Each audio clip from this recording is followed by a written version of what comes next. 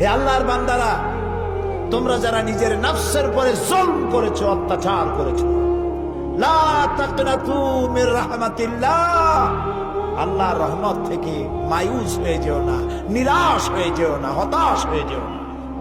সুবহানাল্লাহ। নিশ্চয়ই আল্লাহ তাআলা সমস্ত গুনাহ খাতাকে মাফ করে দিবেন। সুবহানাল্লাহ।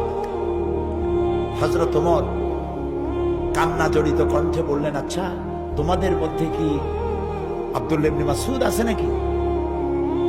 আব্দুল্লাহ ইবনে মাসউদ বললেন, আমি তো আপনার প্রশ্নের জবাবগুলি দিচ্ছিলাম। সুবহানাল্লাহ। আব্দুল্লাহ ইবনে মাসউদ ছিলেন রাখাল, উট ছাগল ভেড়া চড়াই বেড়াতেন, রাখাল।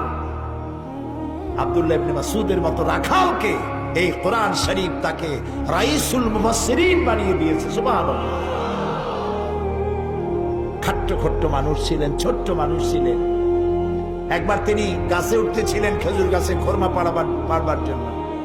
সাহাবায়ে কেরাম যারা নিচে দাঁড়ানো ছিলেন, হযরত আব্দুল্লাহ ইবনে মাসউদকে তার ছোট্ট ছোট্ট পা দেখে নিচে হাসাহাসি করতেছিলেন।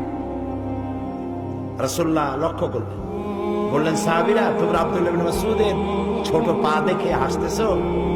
কিয়ামতের দিন আব্দুল্লাহ ইবনে মাসউদের দুটো পা আল্লাহর দরবারে উহুদ পাহাড়ের চাইতে ওজন বেশি হয়ে যাবে। কত বড় আলেম ছিলেন তিনি।